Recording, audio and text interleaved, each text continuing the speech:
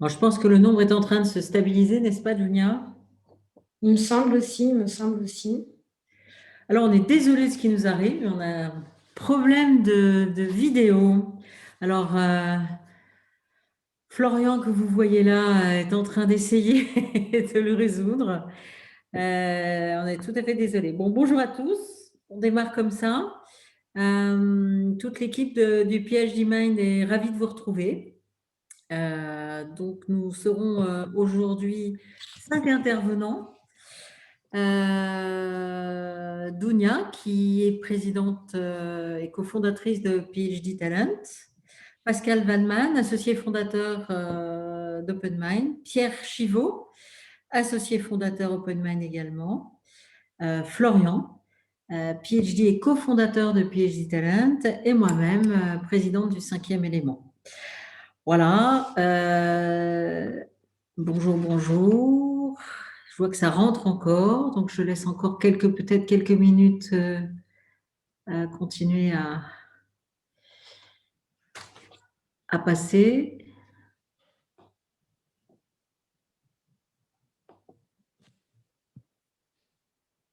Pendant ce temps, ça y est, c'est fait. J'allais le faire. Merci, Florian. Vous allez trouver en, dans la discussion tous les profils des pénalistes, panélistes pardon, d'aujourd'hui. Donc, je vais vous donner quelques prérequis à notre réunion d'aujourd'hui. Donc, c'est toujours une dynamique collaborative pour ceux qui étaient déjà là au mois de janvier et avant. Vous pouvez intervenir dans les commentaires et dans les questions-réponses. On essaiera de répondre comme à chaque fois au fil de l'eau. Et s'il y avait trop de questions, on vous fera un retour d'ici 15 jours, comme la dernière fois. Nous avons travaillé avec Dounia un document très, très complet qui va répondre à toutes les questions qui concernent le financement. Ce document sera mis en ligne sur la plateforme PhD Talent à la fin de ce webinaire ou demain matin en tout cas. Il est très très complet, il est très vaste. Il essaye vraiment, on a essayé d'être les plus exhaustifs possibles. Nous ne pourrons pas dans ce webinaire répondre à tout de cette manière-là, ça serait vraiment épouvantablement fatigant et désespérant. Mais là, pour le coup, on a essayé de faire la liste de tout. Notre échange il va durer à peu près 1 heure, comme d'habitude. Le sujet, donc, c'est le financement de l'entrepreneuriat deep tech, sujet que vous avez plébiscité lors de notre dernier webinaire de janvier. On va commencer par casser un peu un tabou. L'argent est nécessaire à l'entreprise, ce n'est pas un sujet que nous devons éviter dans l'entrepreneuriat. Beaucoup de gens essayent de l'éviter au départ, ce n'est pas quelque chose qui est toujours facile à aborder, surtout en France. Enfin, dans les pays anglo-saxons, en tout cas, ce n'est pas un problème, mais ici, c'est un peu plus compliqué. Et il y a autre chose qu'il faut également préciser en amont de ce webinaire, c'est il n'est pas beaucoup plus compliqué de gérer son entreprise que de gérer son compte personnel. Il faut un peu désacraliser le sujet. Alors parfois, vous le verrez, peut-être que ce sera un petit peu plus technique que la simple gestion de votre porte-monnaie, mais finalement, au bout du compte, si on arrive toujours à vous expliquer, on essaiera avec beaucoup de pédagogie de vous expliquer et vous verrez que ce n'est pas beaucoup plus compliqué. Voilà, c'était un petit peu ce qu'on voulait faire dès le début. Alors, au sommaire, aujourd'hui, on a travaillé sur 3 grandes parties. La première, c'est pourquoi cherchez-vous un financement? Que voulez-vous financer? Donc, dans cette première partie, on va vraiment travailler les sujets qui vont générer une demande de financement chez vous, qui vont générer un besoin de financement.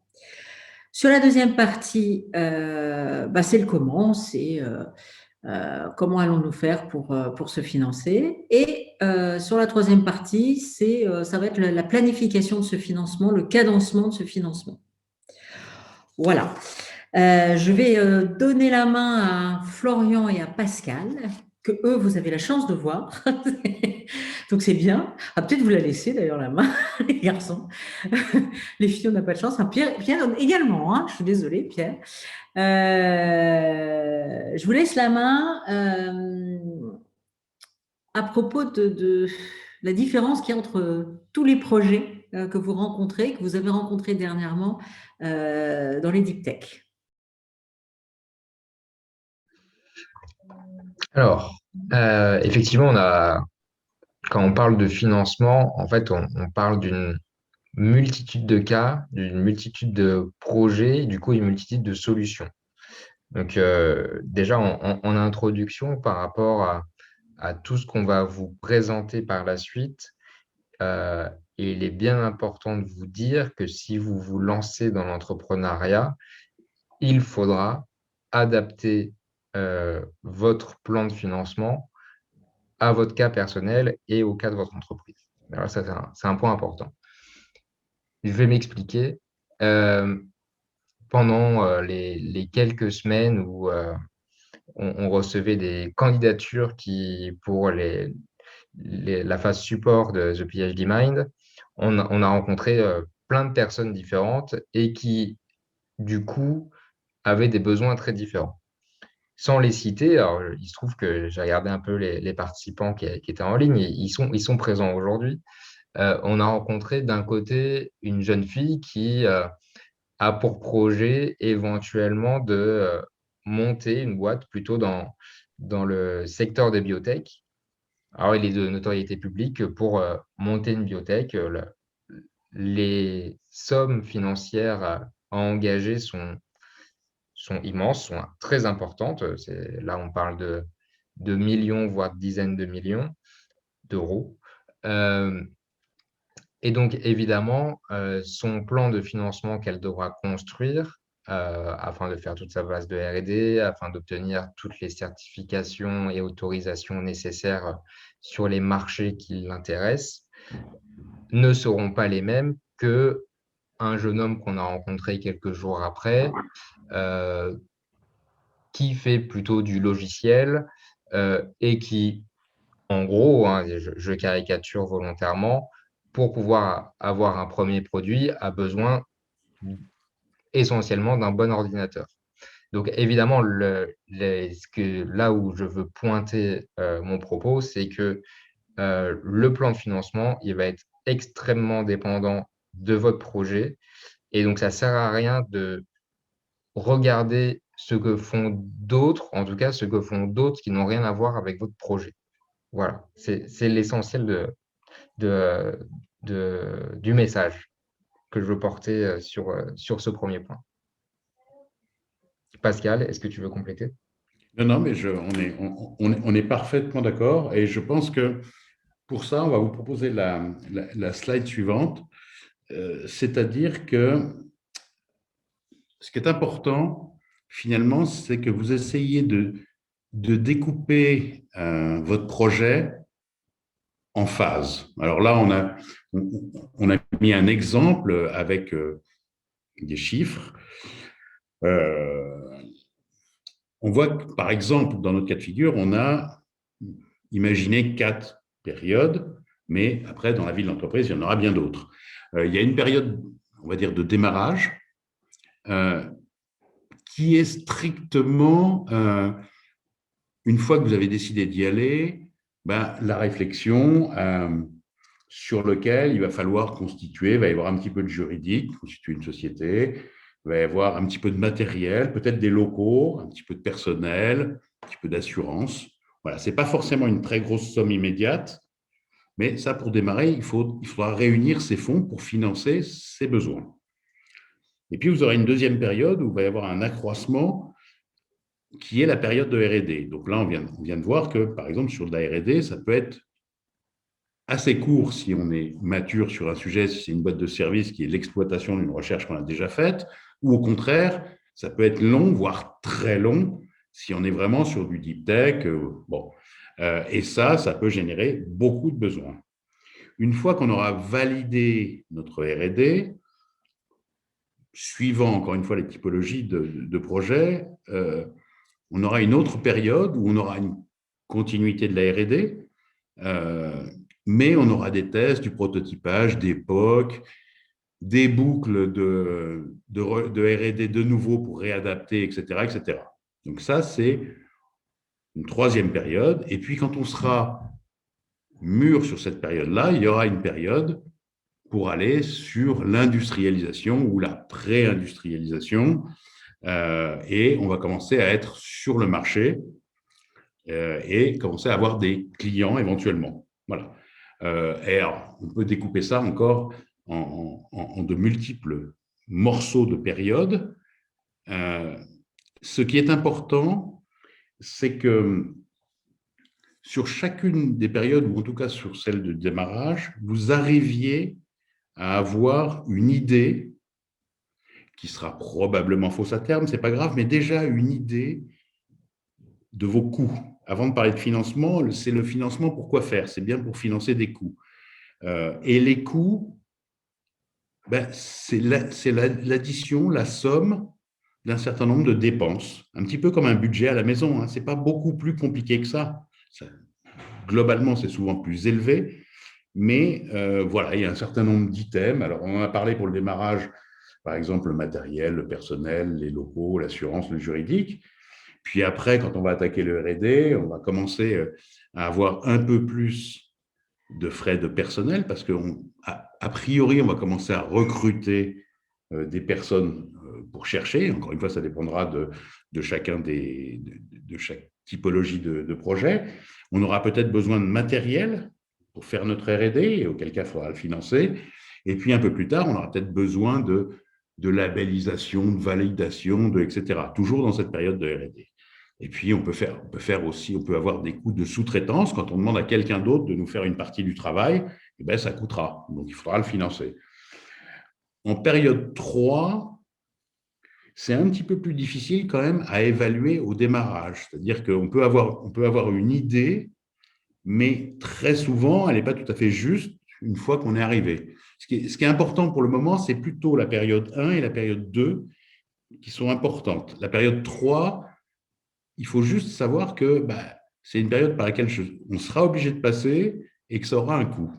Mais comme on ne sait pas encore très bien l'adaptation du marché, on ne sait pas encore très bien quelle sera la volumétrie de ce qu'on propose, le succès, et donc tout ça c'est adaptable.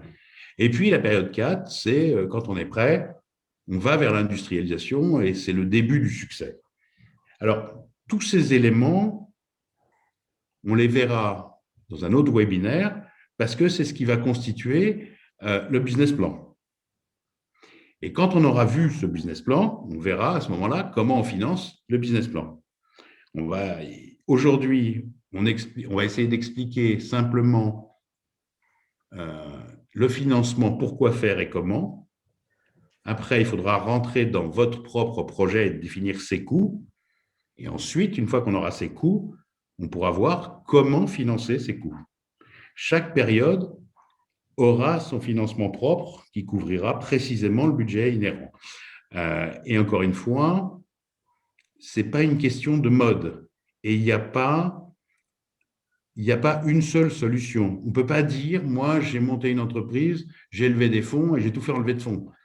Ce n'est pas comme ça que ça se passe. C'est globalement un mélange de plein de solutions successives.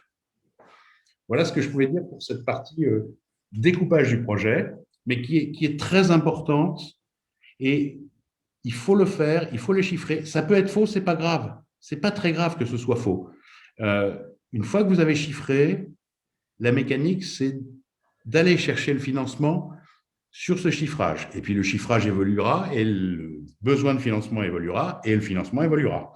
La logique cartésienne fonctionnera à partir du moment où vous serez rentré dans la logique.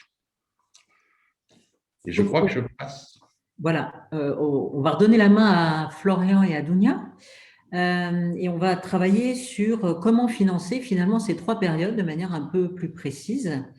Vous pouvez poser vos questions quand vous voulez, hein, n'hésitez pas. Alors à toi, Florian, à toi. Merci beaucoup, Nathalie. Donc, effectivement, là, l'idée, c'est qu'on va rentrer un peu dans le détail de ces phases et voir un peu quel mécanisme on peut activer sur ces différentes phases. On n'a pas la prétention de dire que ce sont des listes exhaustives. Ceci étant, ce sont les mécanismes qui sont souvent utilisés par les entrepreneurs sur chacune de ces phases. Donc, pour rappel, la première période, c'est le démarrage, c'est la constitution de la société, c'est les premiers achats, la location des premiers locaux, petits locaux souvent, ou dans un incubateur, et le financement des premiers membres de l'équipe, en particulier les associés fondateurs, ou l'associé fondateur si vous êtes seul. Donc là, juste pour qu'on soit bien d'accord sur quel niveau de montant on parle, là, sur des frais juridiques, sur le premier matériel, bon, là, ça va dépendre de votre projet, mais sur les assurances locaux, on parle de quelques milliers, quelques dizaines de milliers d'euros. Donc, on est sur quelque chose, entre guillemets, d'acceptable et d'atteignable rapidement.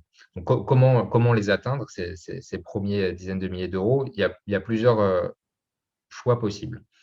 Le premier choix, c'est des fonds personnels. Donc, éventuellement, vous avez fait des économies à gauche, à droite, et vous acceptez, entre guillemets, de prendre le risque de mettre ces économies-là dans votre société pour financer son démarrage. Dans les fonds personnels, alors, c'est un peu, c'est pas le cœur du sujet d'aujourd'hui, puisque là, on parle vraiment du financement de la start-up en elle-même. Ceci étant, la start-up, elle est portée par des fondateurs au début qui doivent manger, se nourrir et se loger. Et donc, on parle aussi de manière indirecte de salaire de l'associé fondateur, des associés fondateurs. Et donc, il faut bien comprendre que bien souvent, en tout cas en France, le premier financeur des entrepreneurs, c'est Pôle emploi. Alors, contrairement à ce que certains pourraient vous dire, il est possible, en tant qu'entrepreneur, de toucher Pôle emploi. Il faut juste qu'au moment où vous décidez de vous lancer dans l'entreprise, il ne faut pas le cacher à Pôle emploi, hein, il faut le dire. Et en fait, Pôle emploi va continuer à vous verser les indemnités inhérentes. Il faudra juste faire vos déclarations mensuelles comme d'habitude. Et pour être tout à fait transparent, ça a été le premier financeur de PhD Talent, par exemple, où moi, en l'occurrence, voilà, j'ai été financé sur les premiers mois de PhD Talent par Pôle emploi, mais en toute légalité, j'étais dans la catégorie entrepreneur, je crois que c'est la catégorie E chez Pôle emploi. Je voudrais aussi préciser sur ce point-là, Florian, il faut savoir que pour les jeunes chercheurs donc étrangers qui ne sont pas français et qui ont eu donc par exemple un contrat de thèse ou de postdoc pendant 3 ans, vous êtes aussi éligible justement à Pôle emploi et même sur la partie entrepreneuriat. Ça ne pose pas de problème. Étant donné que je fais quand même la précision parce que 40% des chercheurs en France et des jeunes chercheurs sont étrangers, donc vous avez cette possibilité. C'est important de le préciser. Merci, Il y a Dounia. également une question, Florian, qui est dans les questions et réponses, une question d'un spectateur anonyme, eh bien, voilà, qui me demande ce que c'est que Love Money. Est-ce que tu veux que je définisse ou tu le fais? Ouais, je vais le faire, hein, Love Money, comme son nom l'indique, l'argent de l'amour. L'argent de l'amour, bah, ce sont vos proches, que ce soit famille et ou amis, ou réseaux proches qui vous aident financièrement, que ce soit en vous prêtant, en vous donnant ou en prenant des parts dans l'entreprise. Et donc, finalement, c'est votre famille ou vos amis qui vous donnent de l'argent, vous prêtent de l'argent pour vous aider à démarrer votre entreprise.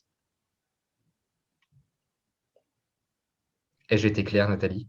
C'est parfait, merci beaucoup.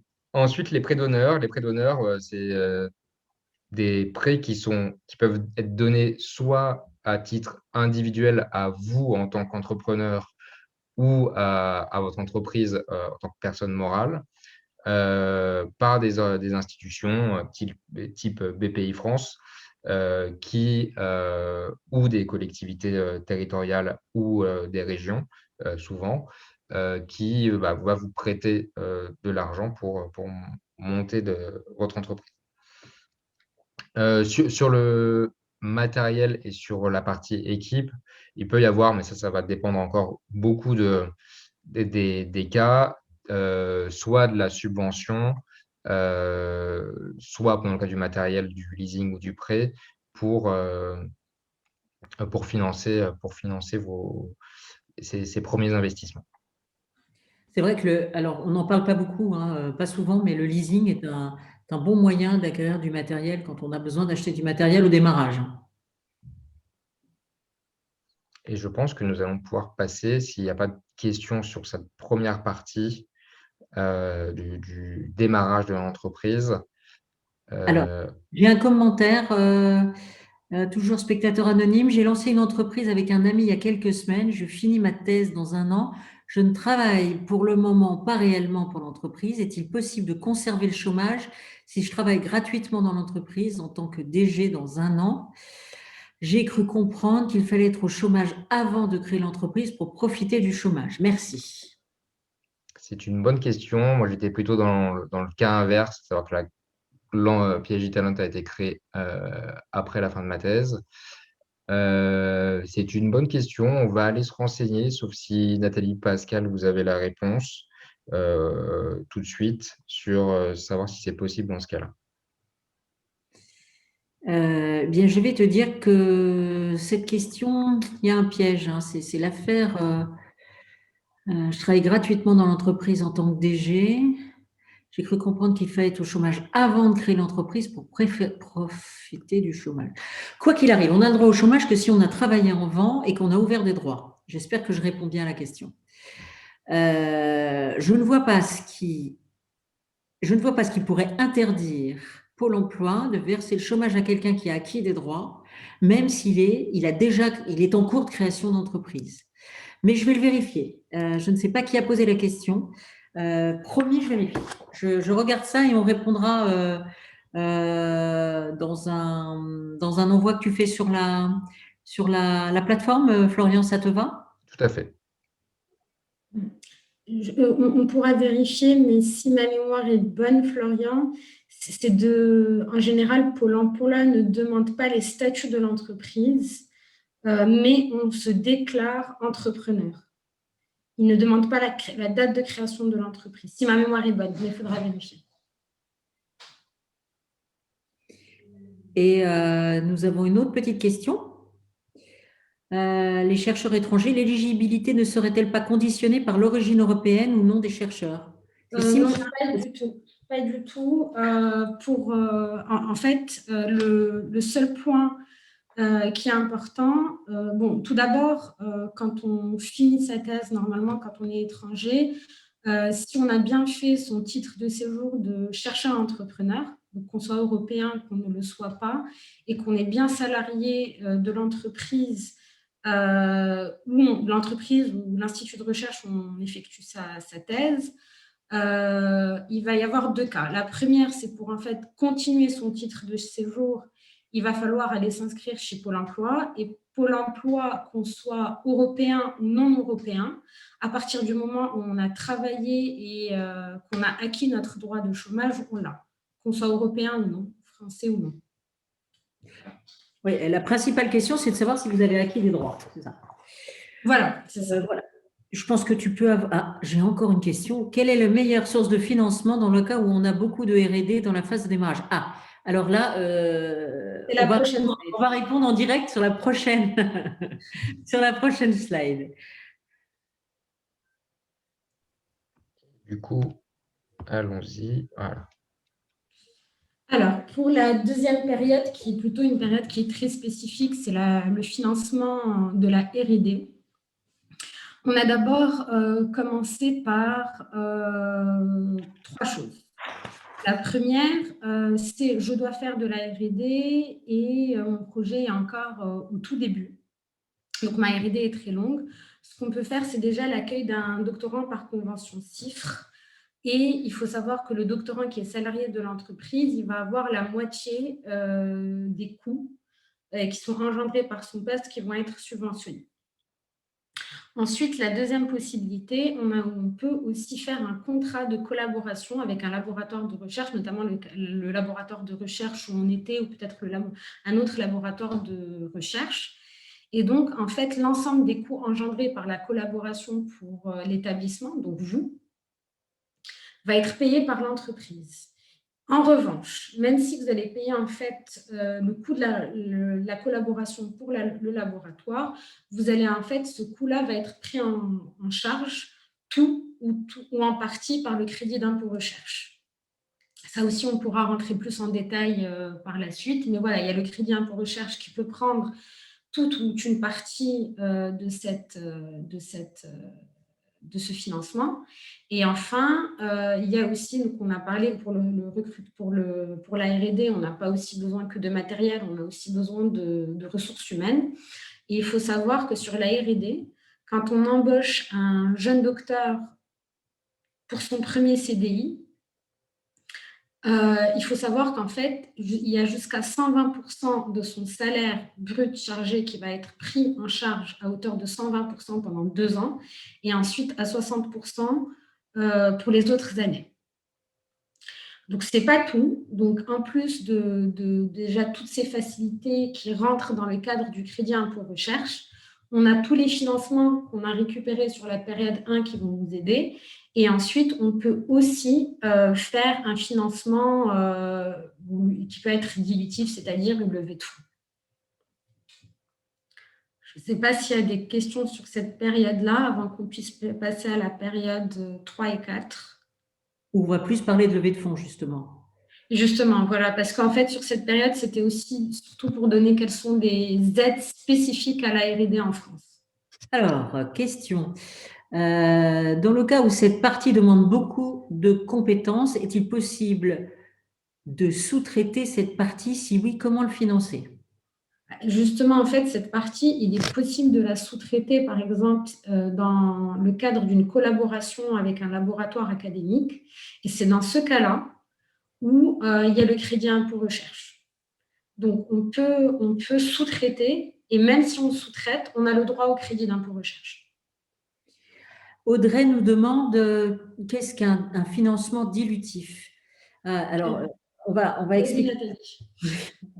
expliquer ça un petit peu plus tout à l'heure, mais en gros, c'est un financement où je prends des parts dans ton entreprise, Audrey, je vais diluer ta participation, ta propriété. C'est-à-dire, si tu lèves des fonds dans le fonds que je gère, je vais prendre 25% de tes parts, donc tu n'auras plus 100% de ton entreprise, tu en auras 75%. Donc, tu as moins, tu détiens une moins importante part de ta société. C'est ce qu'on appelle un financement dilutif. À l'inverse, si tu fais un prêt et que tu rembourses tous les mois, on n'aura pas touché à ton capital. Ta propriété des parts de ton entreprise reste entière. Voilà. Alors, j'espère que j'ai bien répondu, mais on fera peut-être un petit focus là-dessus tout à l'heure. J'ai encore des réponses. Elle a compris, c'est super. Merci Audrey. Y a-t-il une limite dans le nombre de jeunes doctorants que l'on peut recruter dans le cadre du crédit impôt recherche? Alors, non, il n'y a pas de limite. Alors, sur les crédits, alors il y a doctorants et docteurs. Donc, sur le nombre de doctorants, non, il n'y en a pas, et non plus sur le nombre de docteurs. En revanche, ce qu'il faut savoir, imaginez-vous, sur l'année 1, vous avez recruté 5 docteurs. Pour pouvoir avoir en fait le dispositif jeune docteur sur le CIR, il ne faut pas que l'année N+1, vous ayez moins de ces 5 docteurs. C'est-à-dire que vous devez ou garder le même volume ou augmenter votre volume. Mais si vous avez au début 5 docteurs et ensuite vous en recrutez moins pour la R&D, à ce moment-là, en fait, vous n'êtes plus éligible au crédit d'impôt de recherche. En revanche, le nombre de chercheurs que vous recrutez et qui sont éligibles au crédit impôt recherche sous forme de thèse ou sous forme de recrutement en CDI, donc jeune docteur, on n'a pas de limite. Tout à fait. Alors, je me permets de rajouter un point aussi qui va forcément vous limiter. Et ça, on va y en parler à la toute fin du webinaire, c'est sur les aspects de trésorerie, c'est-à-dire que le crédit impôt recherche étant un crédit d'impôt, vous ne toucherez l'argent qu'au mieux un an après. Et donc, il faut être capable d'assumer en termes de trésorerie euh, tous les salaires pendant l'année qui s'écoule. Donc, si vous recrutez 5 jeunes docteurs qui vous coûtent chargés 100 000 euros chacun, ça veut dire qu'il faut être capable de décaisser 500 000 euros sur l'année avant de se faire rembourser. Alors, sur ce point, il y a possibilité de se faire aider par la BPI. Tout à fait. Exactement. Et ensuite, mais ça c'est un petit peu plus technique. Il y a aussi une possibilité de demander un avancement. Voilà, tout à fait. Alors, il y a une autre question sur le recrutement. Doit-il obligatoirement se faire après la thèse? Les postdocs sont-ils éligibles? Alors, non, ça ne doit pas être obligatoirement fait après la thèse. C'est-à-dire qu'un postdoc qui a, par exemple, même fait... c'est pas possible parce qu'au-delà de 6 ans, on ne peut plus faire de postdoc, en tout cas pas en France. Mais même un postdoc ayant 40 ans, mais n'ayant jamais signé de CDI, ni dans le secteur académique, ni dans le secteur privé, est éligible au dispositif jeune docteur. Donc, en fait, le dispositif jeune docteur légalement veut dire toute personne possédant un doctorat et n'ayant jamais signé un CDI dans une quelconque structure. Voilà, merci Dunia. On va peut-être passer à l'exemple de période 3. Alors évidemment, comme vous le voyez, on ne peut pas être exhaustif. Il y a plein d'autres manières encore de financer toutes ces parties-là. L'idée, c'est de vous donner les pistes les plus probables. Voilà. Après, on peut être très créatif dans le domaine. Il y a Mohamed qui te remercie, Dunia. Voilà. Je vous en prie. Alors, on arrive à la période 3 et 4. Donc, juste pour rappel, par rapport à la période 3 et 4, donc, c'était sur la petite flèche que Pascal nous a présentée au début. Donc, la période 3, c'est le test prototype, le POC, donc POC, Proof of Concept, adaptation au marché. Et la période 4, là, c'est l'industrialisation. Donc, on passe du prototype vers l'industrialisation. Donc, sur ces deux périodes, qu'est-ce qu'on peut faire? Donc, déjà, sur l'étude et le prototype, il y a bien évidemment toujours le fonds personnel, le love money, la subvention. Il y a bien évidemment d'autres subventions par le CIR, on les a citées un petit peu plus tôt. Il y a des subventions de la part de la BPI, de la Banque de France, etc., le prêt d'honneur. La mise au point, là, ça commence à devenir intéressant parce que, bon, pas que les autres étapes ne sont pas intéressantes, mais là, on rentre en contact avec nos futurs clients et il faut savoir que sur la mise au point, le client peut financer cette partie-là. Il y a aussi les avances remboursables, les subventions et le crowdfunding. Donc, le crowdfunding, pour ceux qui ne sont pas familiers de ce terme-là, c'est une levée de fonds, mais pas auprès de VC. Ça peut être des business angels ou ça peut être une levée de fonds qu'on va faire. Vous devez souvent le voir. C'est en fait, on fait un appel de fonds. Notre famille, nos amis et toute personne qui peut être sensibilisée à nos projets. Là, vous avez peut-être vu Ulule, KissKissBank, Voilà. ce sont des sites qui font du crowdfunding. En fait, c'est la foule. C'est la foule. Crowdfunding, c'est ce que ça veut dire. Hein, c'est la foule qui lève des fonds pour vous. Voilà. Et ça peut être, en général, ça se monte à des centaines de milliers d'euros, mais on ne peut pas. Enfin, j'ai vraiment vu ça à 1 million ou 2 millions. Ensuite, il y a les mini-séries. Donc, c'est les débuts de levée de fonds. Donc, encore une fois, là, ça peut être le client via le POC, le prêt bancaire, bien évidemment, l'avance remboursable. Donc, ça aussi, l'avance remboursable, la BPI le fait. Vous me dites s'il faut expliquer un petit peu l'avance remboursable, je rentrerai plus dans le détail. Il y a toujours le crowdfunding, juste avant d'arriver donc à la pré-industrialisation. C'est-à-dire que quand on a fini la mini-série, normalement, on a un prototype qui marche et on a commencé à avoir des preuves de notre concept. Donc, on peut passer à la pré-industrialisation. Donc là encore, les fonds, on peut les avoir de nos clients. On peut faire des prêts bancaires ou des levées de fonds. Alors, est-ce qu'il y a… Non, il n'y a pas de question. Ou des levées de fonds. Donc là, au niveau de venture capitaliste. Les ventures capitalistes, c'est des organismes qui vont venir. En fait, c'est là où on va avoir… on va être un petit peu dilué ou beaucoup. Ça dépend en fait de comment est-ce qu'on construit son business plan. Et là, c'est des organismes qui vont venir, selon votre business plan et votre besoin de fonds, vont venir prendre 10, 20, 30% de votre capital et en contrepartie, ils vont vous donner l'argent dont vous avez besoin. Et enfin, il y a l'industrialisation. Donc là encore, on retrouve le client, le prêt bancaire. Il y a la subvention qu'on retrouve à ce niveau-là. Et enfin, la levée de fonds. Donc là, je ne sais pas si vous entendez souvent ces noms. Donc dans les mini-séries, on appelle ça du pré-seed, du seed. Et ensuite, dans les levées de fonds, en général, on a la série A, B, C, D, et qui se situe au niveau de la pré-industrialisation et l'industrialisation. Alors, il y a subvention, pardon, Dounia, juste une seconde. La subvention dans l'industrialisation, c'est beaucoup lié à ce qui se passe en ce moment, notamment. Le ministère de l'économie renfloue beaucoup l'industrie et il y a énormément de subventions sur cette partie-là. C'est pour ça qu'on l'a précisé à cet endroit-là. Voilà. Après, il y a une question sur pouvez-vous indiquer comment avoir des avances remboursables? Tu veux que je fasse ça, Dounia, ou c'est bon? Non, ça va, je peux l'expliquer. Vas-y. Après, en fait, l'avance remboursable, donc encore une fois, il y a par exemple la BPI qui le propose. C'est-à-dire, aujourd'hui, vous vous dites très bien, j'ai besoin de 2 millions d'euros pour que mon projet aboutisse. La BPI va dire très bien, on va vous donner 2 millions d'euros. Donc, ces 2 millions d'euros sont souvent à taux zéro. Ce qui va se passer, c'est que si le projet réussit, vous remboursez les 2 millions d'euros parce que vous êtes en capacité de le faire. Si le projet ne réussit pas, vous n'êtes pas dans l'obligation de rembourser les 2 millions d'euros. C'est exactement ça. Il y a une condition qui est émise au départ. La réussite, c'est telle chose, c'est autant de chiffre d'affaires ou c'est tant de clients, enfin voilà.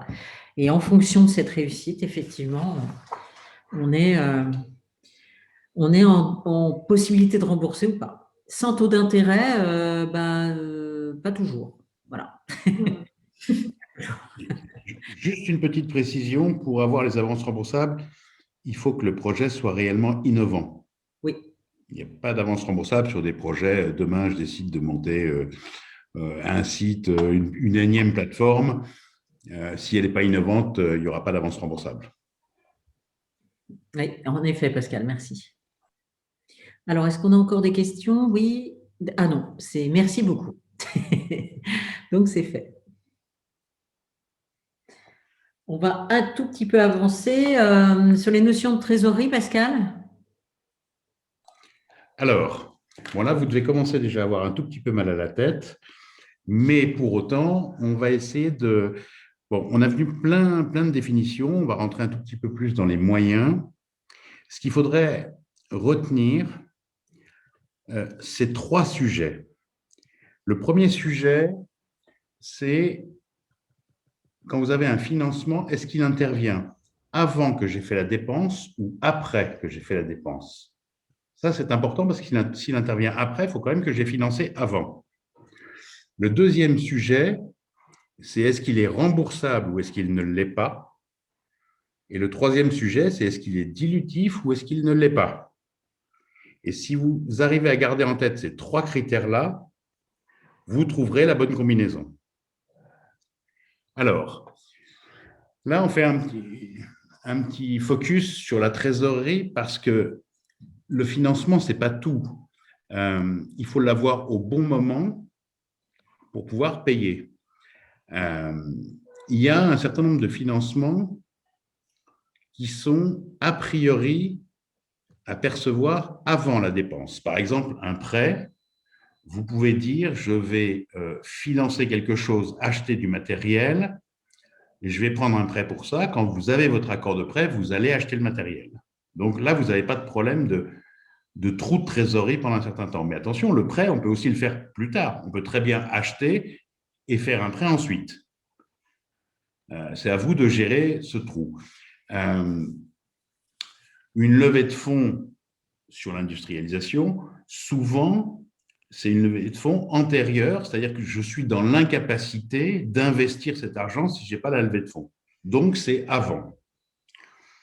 Les obligations, c'est un peu une partie de la levée de fonds et un peu une partie des prêts. En gros, une obligation d'entreprise, c'est un prêt privé avec une autre entreprise. Autre élément, quand vous avez une subvention, vous avez souvent une subvention et de l'ordre de 50% de la dépense, mais elle peut être plus. Imaginez une dépense d'1 million d'euros, vous obtenez une subvention de 500 000 euros, seulement on ne vous la donne pas tout de suite. On va vous donner un acompte d'environ 30% de cette somme, et ça, vous allez le recevoir donc, au tout démarrage de votre projet, donc avant de dépenser. Par contre, vous ne toucherez le deuxième acompte que quand vous aurez dépensé non seulement l'équivalent du premier acompte, mais les sommes correspondant à ce qui permet le deuxième acompte. C'est-à-dire qu'au début, vous allez avoir de l'argent, puis vous allez le consommer, vous allez avoir un trou et vous serez remboursé de ce trou. Donc ça, il faut en tenir compte quand vous calculerez plus tard votre besoin de financement et comment le couvrir.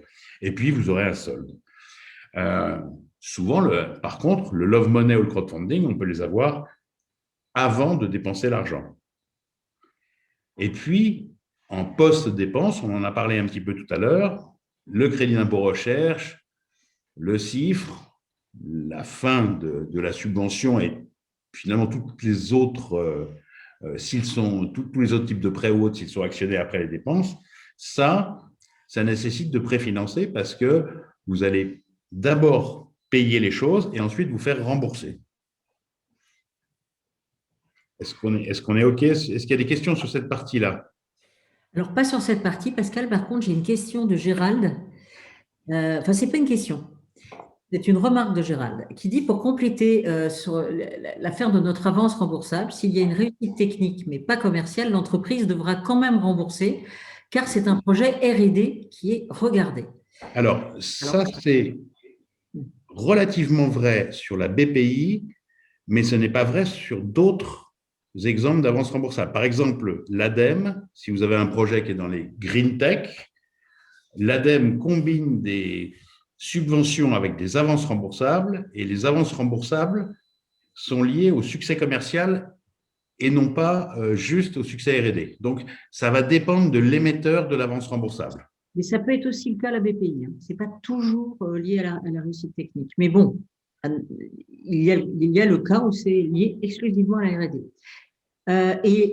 Donc, Gérald nous parle de fonds propres. Alors, nous avons évité proprement ce sujet jusque-là, qui est un sujet un peu compliqué. Effectivement, Gérald, la BPI, l'ADEME ne regarde pas les fonds propres, mais la BPI et toutes les banques vont regarder les fonds propres d'une entreprise. Pascal, est-ce que tu peux nous donner la définition des fonds propres de manière courte et pédagogique? Oui, on va compliquer un petit peu les choses à ce stade. Les fonds propres, globalement, c'est la richesse de l'entreprise, c'est-à-dire le capital que les associés ont mis, et puis la richesse qui a été produite par l'entreprise, donc les réserves, les bénéfices, et ponctuellement les subventions perçues quand le projet n'est pas encore terminé, c'est-à-dire en attente de passer en chiffre d'affaires. Voilà, c'est un petit peu compliqué, mais globalement, c'est essentiellement le capital et les réserves, c'est-à-dire au démarrage de l'entreprise, le capital tout court. Dans quelques cas de figure, on peut extrapoler des fonds propres aux capitaux propres en rajoutant les prêts bloqués sur une longue période par les associés. Mais voilà, ce que je vous propose, c'est qu'il y a beaucoup de définitions des fonds propres. Ce sera plus clair quand on aura fini la partie business plan. On pourra en discuter de façon plus concrète. Là, aujourd'hui, c'est quand même très abstrait. Est-ce que ça vous va comme réponse? Alors, on a juste une autre question. À quelle étape peut-on se verser un salaire et s'affranchir de Pôle emploi? Si je peux me permettre, la réponse simple, c'est quand l'entreprise a assez d'argent, gagne assez d'argent pour le faire. Gagne assez d'argent ou a pu, par exemple, lever des fonds ou a eu des Mm. subventions et est en capacité de prendre en charge le salaire. Parce que ce qu'il faut se dire, c'est que Pôle emploi, en fait, on a acquis un droit, donc on peut l'utiliser. Et dès que l'entreprise est en capacité de verser un salaire de façon viable, en fait, il vaut mieux se reverser un salaire pour réacquérir ses droits de chômage et ne pas tout utiliser. Voilà. Et sachant que, c'est pour rebondir avec ce que tu disais à l'instant, Pascal, c'est que c'est aussi le genre de choses qui peut se prévoir, entre guillemets, dans le business plan. Tout à fait. Donc là, l'élément important, c'est de ne pas penser que l'outil, qui soit un prêt, une levée de fonds, etc., mais bien à la trésorerie, bien au cycle de dépenses. Vous allez payer les salaires tous les mois. Si vous avez reçu la somme d'argent avant, il n'y aura pas de problème pour les payer, mais si vous les recevez après, il y a quand même un problème au départ. Donc, il faudra trouver un moyen de financement complémentaire. Par exemple, si vous avez une subvention que vous toucherez à la fin, peut-être vous pourrez prendre un prêt en attendant de toucher la subvention. OK. On va passer au financement, alors à la partie non dilutif et dilutif. Voilà. Alors, là, on est sur les financements non dilutifs. Donc, on est bien d'accord, on en a parlé avec Audrey tout à l'heure, non dilutif, ça veut dire que ça ne touche pas à mon capital et à la propriété de l'entreprise. Ce qui n'empêche que je peux éventuellement donner ma caution sur un prêt, mais ça ne touchera pas, a priori, le capital. Là encore, donc, on voit qu'on peut avoir, ce n'est pas limitatif, hein, de la subvention, de la love money, du prêt et du crédit d'impôt, par exemple, des avances remboursables, du crowdfunding, s'il est dans le sens don ou prêt. Mais si on a un crowdfunding en capital, forcément, ça attaque le capital. Ce qui est important de comprendre aussi dans ces non dilutifs, c'est la partie remboursable ou pas remboursable. A priori, la subvention, je n'aurais pas besoin de la rembourser. Le love money, non plus, sauf si c'est un prêt. Le prêt ou le crédit d'impôt, alors le prêt, lui, par contre, il faudra bien que je le rembourse un jour. Et donc là, il faudra faire attention au délai et au taux. C'est ce que ça me coûtera réellement. L'avance remboursable, on a vu qu'il y avait deux cas de figure. C'est un succès, alors BPI, c'est un succès R&D, je serai obligé de rembourser, même si c'est un échec commercial, mais si c'est un échec commercial, je déposerai le bilan, donc je ne sais pas si je rembourserai. Et puis, si c'est par d'autres émetteurs, je rembourserai s'il y a un succès commercial, mais je n'aurai pas de problème, puisque j'aurai été d'accord sur la formule qui autorise le succès. Et puis le crowdfunding, a priori, je n'ai pas à rembourser, sauf dans le cas où c'est un préachat. Alors là, ça veut dire qu'on vend des produits, mais vous pouvez faire financer vos produits en disant, voilà, je vais sortir une machine extraordinaire qui vaut 200 €, mais si vous me préfinancez, vous la toucherez à 120 € à la place de 200. Et là, je ne rembourserai pas, mais je livrerai un produit. Il y a une question, quelles sont les garanties à fournir aux banques pour avoir un prêt? Est-ce qu'il y a une procédure spéciale pour les entrepreneurs? Alors là, l'idée, c'est quand même de donner le minimum de garantie tout le temps. Mais c'est dépendant de la relation de la personne et du banquier et du montant, évidemment, emprunté. Si on est sur des petits montants, en démarrage, a priori, il n'y a pas spécialement besoin de donner de garantie. Maintenant, si on veut financer des achats importants ou du fonds de roulement, c'est la consommation quotidienne, et que le montant est assez élevé, s'il n'y a pas de garantie, la banque ne prêtera pas, tout simplement. Donc, c'est la loi de l'offre et de la demande. Il y a quand même la possibilité d'obtenir la garantie de la BPI. Bien sûr, bien sûr.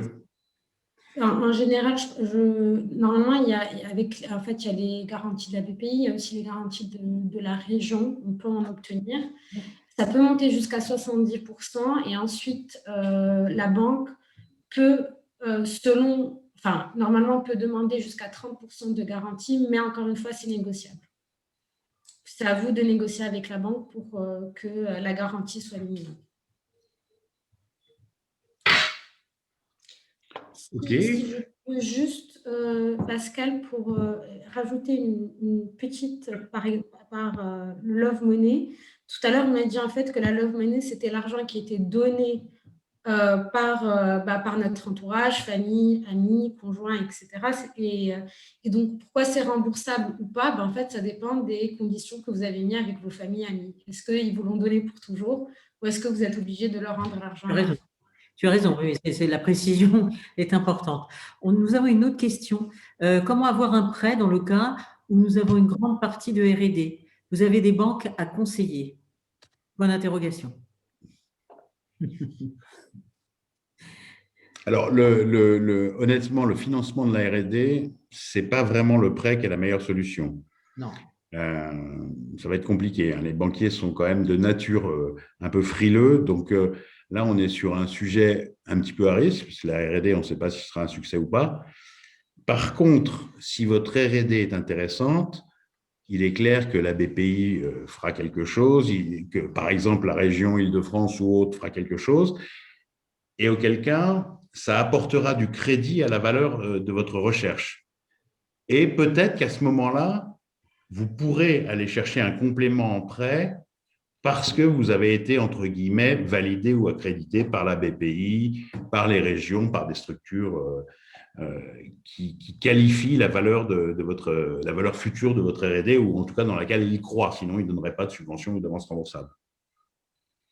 Et non, on n'a pas de banque en particulier à conseiller là. Sont toutes très humano-dépendants en plus. Hein. Donc, si je peux me permettre, c'est pas trop le sujet aujourd'hui, mais il y a aussi, on en parlera après, il y a beaucoup de concours d'innovation, mais surtout si là on est en train de parler de deep tech. Par exemple, il y a le iLab, il y a beaucoup de concours où on peut aller chercher de l'argent, une grande partie de la subvention. C'est de la subvention. C'est de la subvention, oui. Oui. Voilà.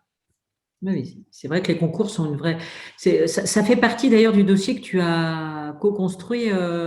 Il y a une grande partie dans le dossier que nous allons vous remettre à tous, hein, une grande partie du dossier qui est consacrée au concours. C'est ça, exactement. Ça fera partie du dossier, vous aurez tous les concours et avec les liens et vous verrez en fait sur ces concours-là si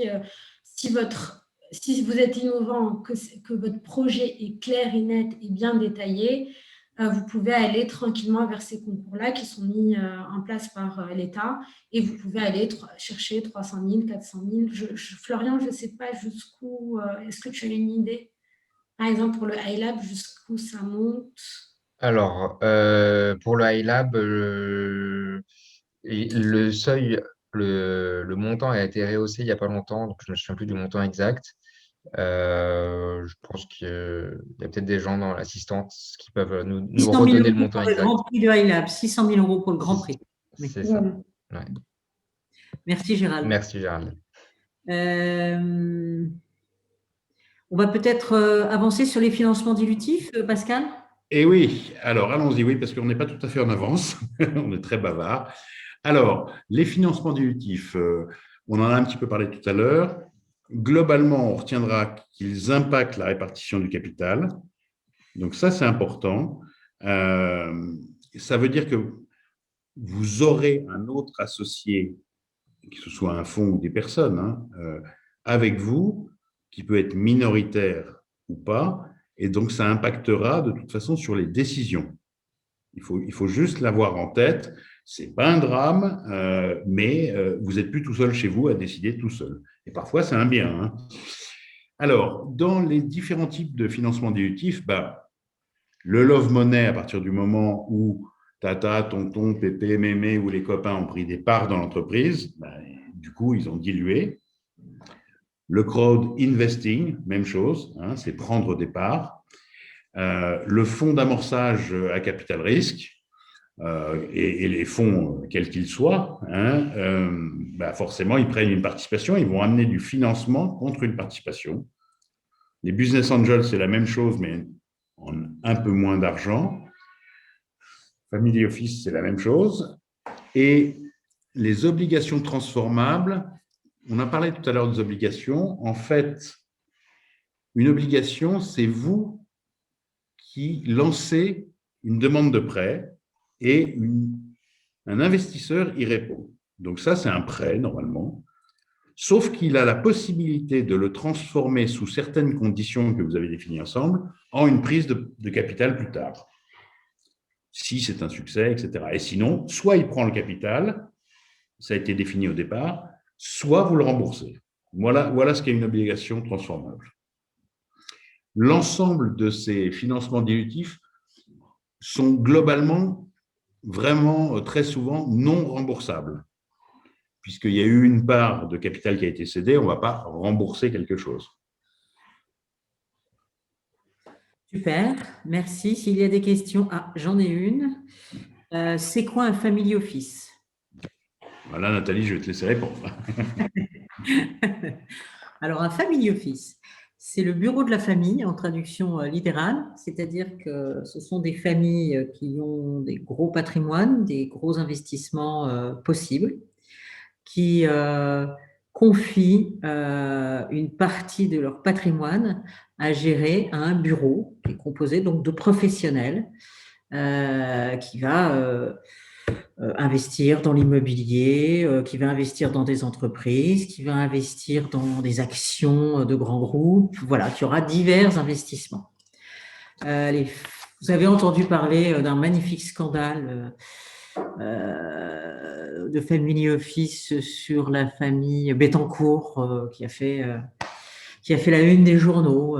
Voilà, le family office, c'est quelque chose de très, très, très courant dans la gestion des patrimoines de familles aisées. Voilà. Et ils sont très souvent des investisseurs fidèles. Voilà. Il n'y a pas de quoi, Lamia. Voilà. Je vais donner la parole à Pierre qui va nous parler de la préparation nécessaire à toutes ces demandes de prêt, ou ces demandes de levée de fonds, ou toute autre forme de financement. C'est un vrai sujet qui est très, très important et qu'il faut bien traiter. Merci Nathalie. Comme tu l'as dit, effectivement, la phase de préparation d'une demande de financement, c'est une étape clé. Là, on a essayé de le synthétiser en cinq éléments. Ce n'est pas la bonne slide, mais ce n'est pas grave, je vais m'en débrouiller. Bon, ce qui est important pour démarrer, c'est de définir sa capacité de financement personnel. On en a parlé tout à l'heure, je ne reviens pas là-dessus. Deuxième étape ou action clé, la définition des budgets par période. Alors, on est fait par mois, par trimestre, par an. Ce qui peut être intéressant et important pour vous, c'est de les challenger avec un entrepreneur, selon ce qu'on appelle la méthode épicerie, c'est-à-dire rentrant dans l'infini détail. Généralement, dans la méthode épicerie, en plus, on est assez prudent, donc on a tendance à charger un peu le poste dépenses.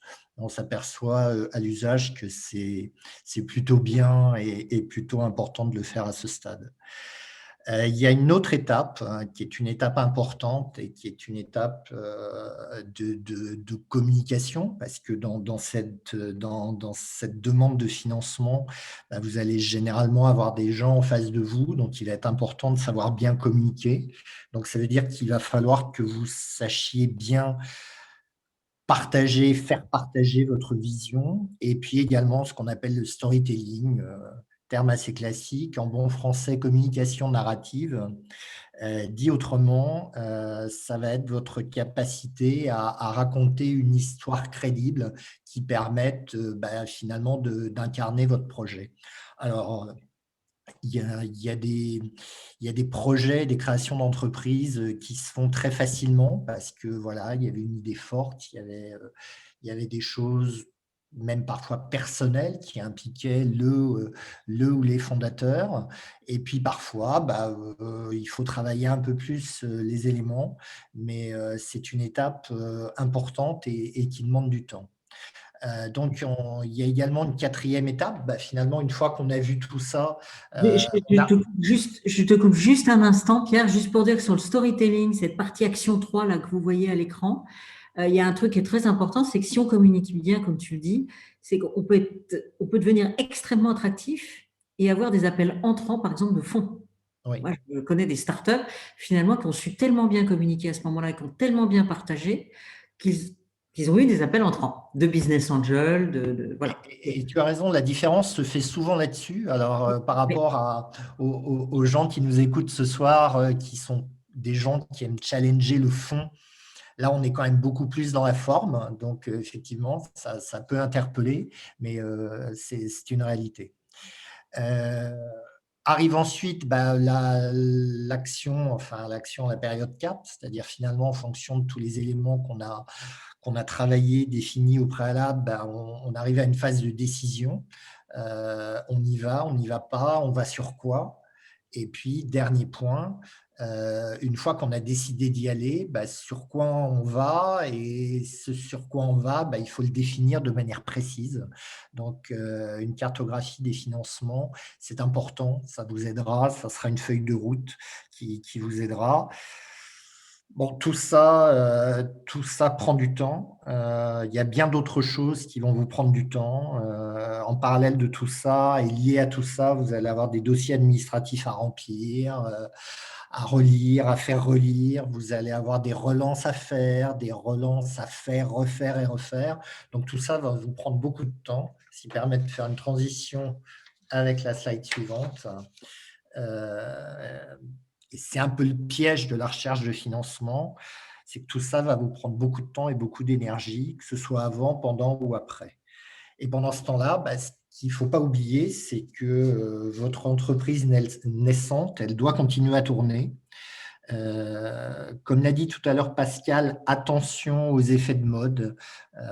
Qui n'a pas connu les effets de mode de la levée de fonds en disant mon voisin d'en face ou mon concurrent direct, il a levé 1 million d'euros, donc moi je suis plus fort que lui, je vais lever 2 millions, donc je vais partir glaive en avant, bille en tête là-dessus.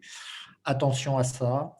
Attention à différents conseils. C'est important de s'entourer, de savoir s'entourer. Maintenant, la multitude n'est pas forcément un gage de simplicité parce que vous pouvez avoir des conseils contradictoires de gens qui pensent bien faire, mais finalement, au milieu de tout ça, vous ne savez plus vous positionner. Donc, ce qui est important, c'est que c'est votre projet, c'est votre entreprise, quoi qu'il arrive. Donc, gardez la tête froide. Gardez les pieds sur terre, le bon sens et tenez en vous à la stratégie que vous avez établie. Il y a bien d'autres aventures qui vont vous attendre. Je parlais il y a un instant d'une levée de fonds. Sachez qu'il faut compter en moyenne un minimum de 6 mois lorsque vous embarquez dans l'aventure d'une levée de fonds pour avoir une réponse, qu'elle soit positive ou négative. Et puis après, vous allez avoir tout le travail inhérent à ces demandes de financement. Vous allez avoir des présentations, vous allez avoir des pitchs à préparer, vous allez avoir des délibérés, vous allez avoir des rendez-vous complémentaires. Si jamais il y a accord sur les demandes de financement que vous faites, vous allez avoir des éléments juridiques à négocier, vous allez avoir le pacte d'actionnaires. En plus des statuts, le pacte d'actionnaires qui peut être très chronophage parce qu'il est extrêmement important qu'il soit bien réalisé. Vous allez avoir des négociations financières diverses. Et puis, une fois que vous avez l'argent, vous allez avoir peut-être des reportings trimestriels, peut-être des reportings mensuels. Vous allez avoir, si c'est le cas, un actionnaire financier à gérer. Vous allez avoir l'attitude des parties prenantes et de la vôtre et la posture à savoir tenir au conseil d'administration. Donc, tout ce que je vous dis, ça relève du parcours du combattant. C'est extrêmement important de bien s'y préparer et en tout cas d'en prendre conscience. La demande de subvention ou la demande de prêt bancaire, ça demande le même type d'énergie que pendant la période de préparation. J'espère, Nathalie, que je n'ai pas découragé tout le monde. Non, j'espère qu'on vous a pas découragé, non, parce que c'est vrai que ça nous donne je dirais, une peinture un peu triste du financement et un peu dure du financement, mais ce qu'on veut aujourd'hui, c'est vous dire que s'engager dans une demande de financement quand on a monté sa boîte, c'est quelque chose qu'il faut euh, bien avoir appréhendé avant, et vous vous en sortirez d'autant mieux pendant et après. Voilà. On a voulu vous informer de tous les freins que vous pourrez rencontrer. Voilà, vous aurez toujours des exemples de gens qui auront moins d'ennuis que tout ça, mais enfin bon, c'est toujours bien d'être averti quand on se lance dans le financement. Alors, dans cette démarche, vous pouvez vous faire accompagner. Voilà, vous avez plein de moyens de vous faire accompagner. N'hésitez pas à demander autour de vous, à demander aux entrepreneurs qui sont autour de vous, de nous demander à nous, évidemment, puisque c'est ce qu'on vous propose de faire. Mais en tout cas, ne restez pas seul, ne prenez pas 15 conseillers, c'est ce que disait Pierre tout de suite, là, mais là, il a raison parce qu'on ne sait plus où on en est. Mais la solitude face à tout ça peut vite vous prendre la tête et vous décourager. Voilà. Nous vous engageons.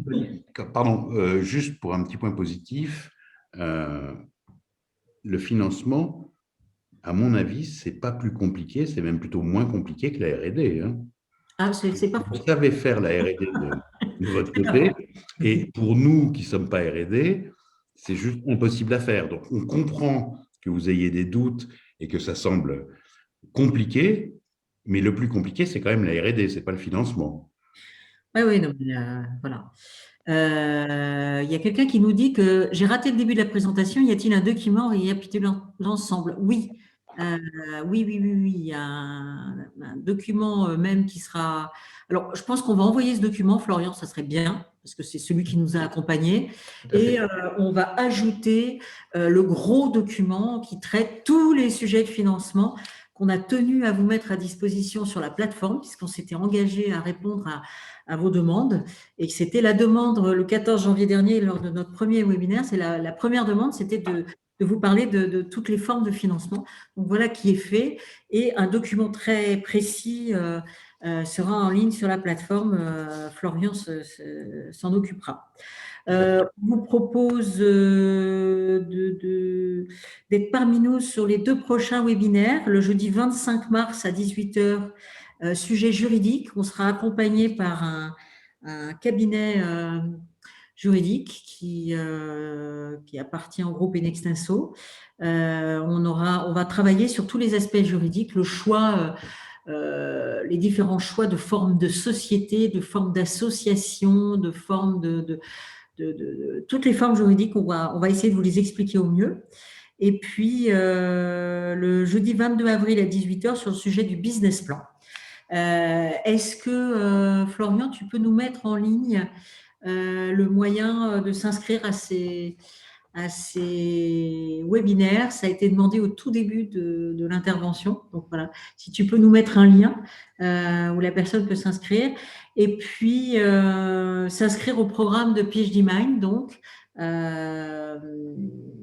ça me paraît aussi important de passer le lien, si tu peux le faire, Florian. Je vais le faire. Il faut juste que je m'en sorte avec les multiples fenêtres qui sont ouvertes sur mon écran.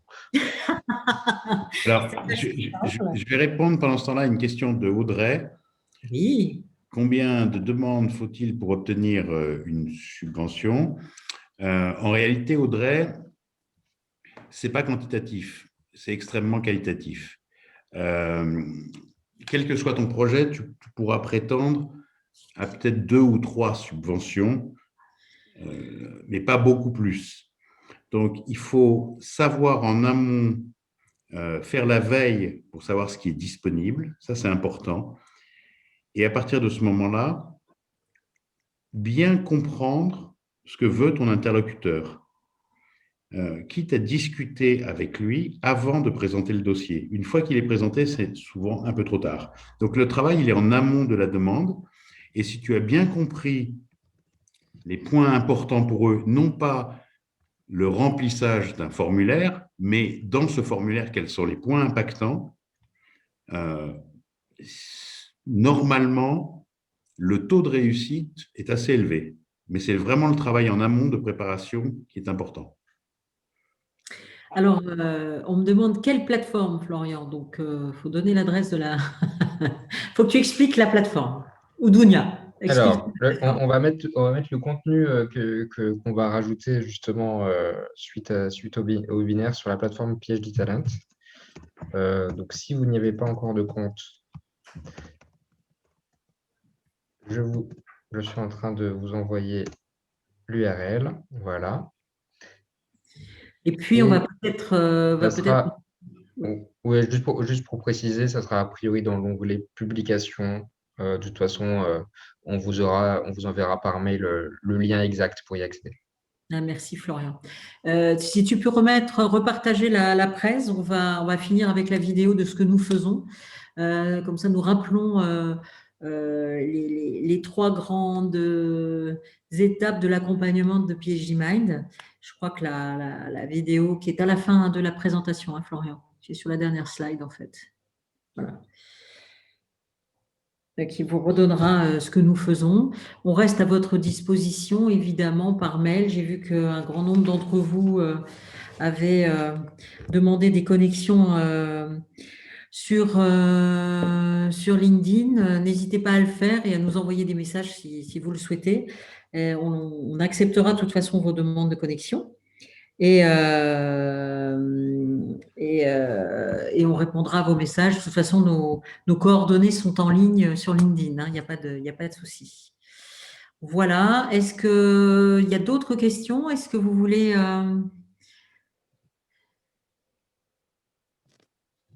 On reste quelques minutes ensemble avant de vous dire au revoir, le temps de voir cette vidéo.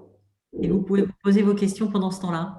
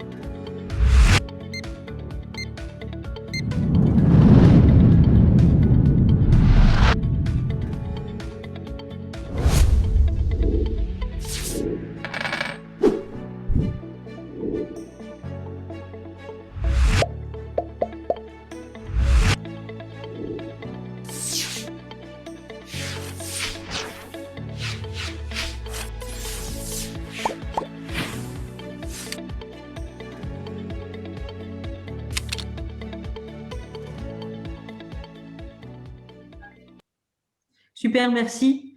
J'étais très contente d'animer ce webinaire avec Dounia, Pierre, Florian, Pascal. On vous retrouve donc très très vite puisque notre prochain webinaire, je vous le rappelle, hein, c'est le 25 mars à 18 h. J'espère qu'on aura la vidéo. On va faire en sorte qu'il y ait la vidéo prochaine Mais fois. c'est bien, il y avait quand même Pascal et Florian qui étaient visibles, donc c'était quand même assez vivant. Bon, je vous remercie tous. J'ai une question qui arrive. Merci pour ce webinaire. Est-ce qu'on peut se faire accompagner par vous, même si on n'est pas Deep Tech? Ah bah évidemment. Ce serait malheureux qu'il y ait que les Deep Tech qui bénéficient de notre accompagnement. Il n'y a pas de problème. Il n'y a pas de problème. Ok, merci Orson, merci à tous. Je vous souhaite une très très bonne soirée. On reste à votre disposition, à votre écoute. Merci à Pierre, Dounia, Florian, Pascal. À bientôt. Merci à tous. À bientôt. Au revoir. Au revoir.